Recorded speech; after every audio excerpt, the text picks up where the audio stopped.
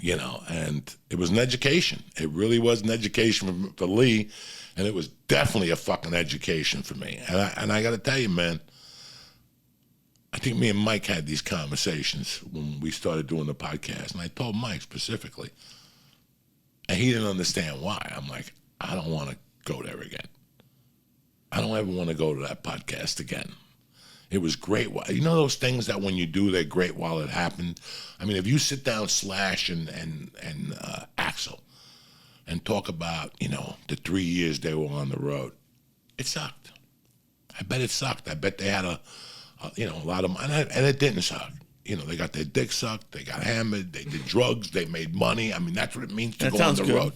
That's what it means to go on the road. But when they went home that day, when they got on the plane, they looked at each other and go, and they don't talk for a year after you've been together for 3 years. You know, ZZ Top, all those bands at one point went out for so long that when you land, you're like, see ya. You know, we're not talking at all. Don't call, don't write. Tell the manager when you're ready to write a lyric, tell the manager to call, and you're like, listen, I ain't ever writing a fucking lyric again. So it's like, but when you look at all those guys, I would love to interview Jimmy Page about the 77 tour. Now, not in 78, where his perspective was a lot different.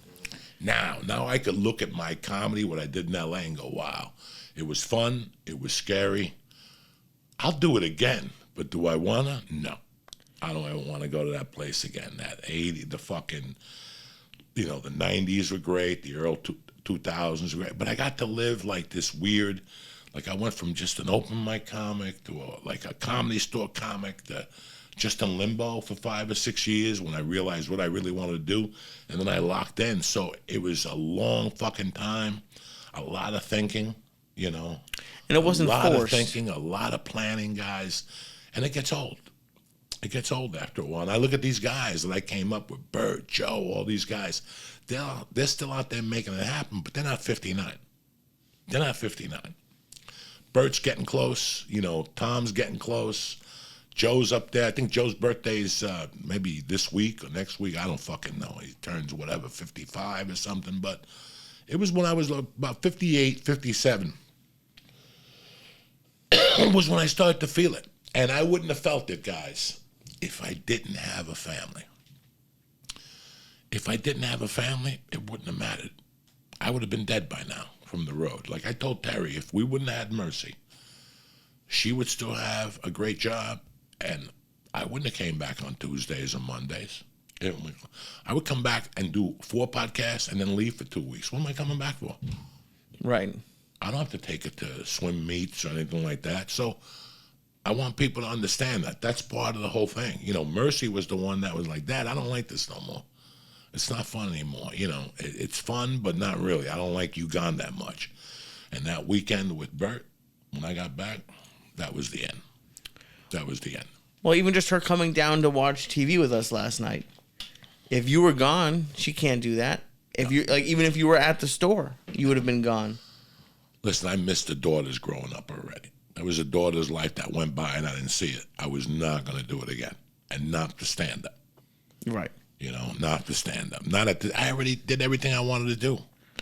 So what would I hung out 3 or 4 more years, 5 more years till I did an arena, and then what? Start from scratch. I was ready to move on, man, to take my life in a different direction, help other people maybe. I don't know. Sell some weed. I don't fucking know. But that's, you know, that's what life is about, and I have accepted it. You know, I told my wife today I'm comfortable in my skin again. I'm very, very comfortable in my skin. I know what my mission is. I got no mission. It's like that commercial with Snoop Dogg and the guy from 22, whatever that show was on that I did. You know? 24? No.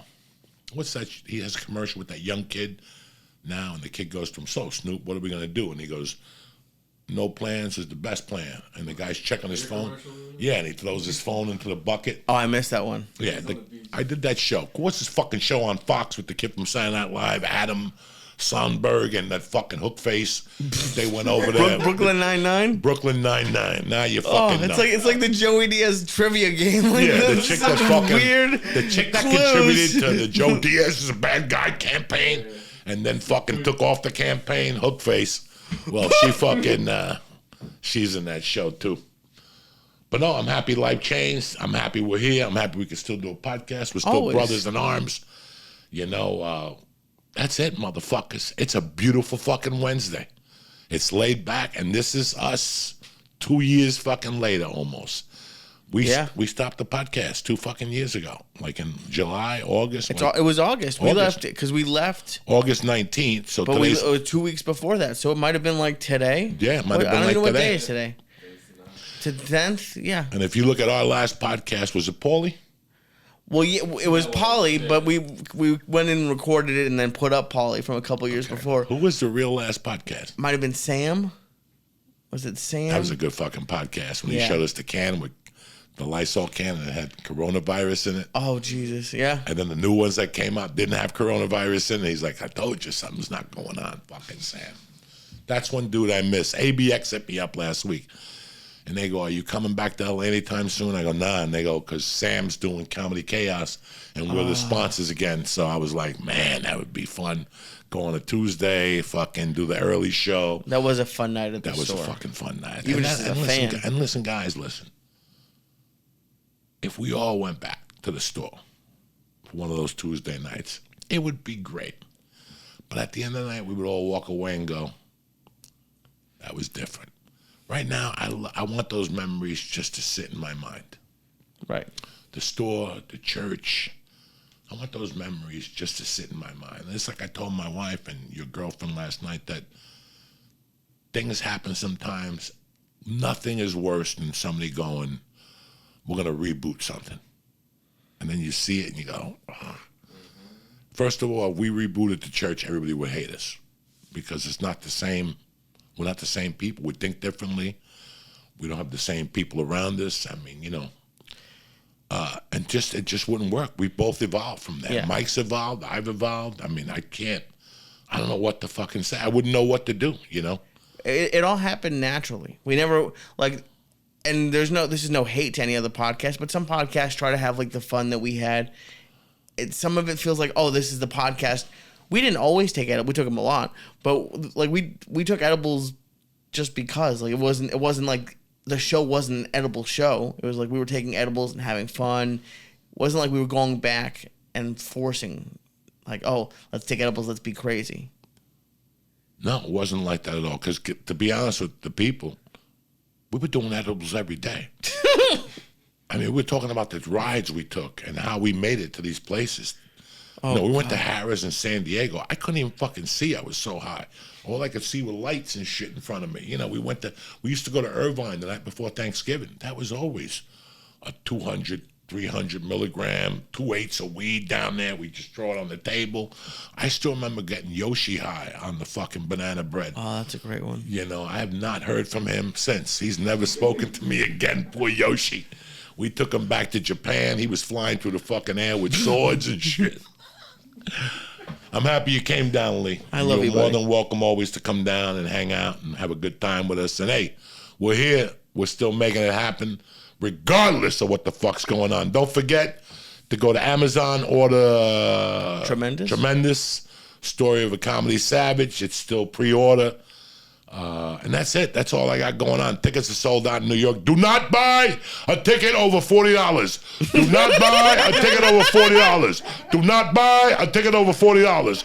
Do not buy a ticket over $40. Don't be so stupid. They're $400. Save your money. You don't need to see Joey. Joey will add more shows later. We are not making Ticketron rich. We are not making Ticketron rich. We're doing a fucking Pearl Jam all over again. Fuck Ticketron, charging $400 for working class people that I put those tickets at $40 fucking dollars. I hope you guys know that. $40. That was perfect. 2 years, that's $80. $20 for the babysitter. Hopefully she's missing a hand. She can't chase the kids. You know, it costs like $50 for a fucking babysitter. But anyway, okay. You know what I'm saying, guys. Half price for one hand. Do not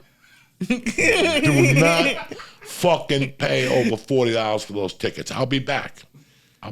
Trust me when I'm telling you. Have a great weekend. Thank you. Thank you, buddy. buddy. Thank you, Mike. And now Thank you, Mike. for a word from our motherfucking sponsors, Jack.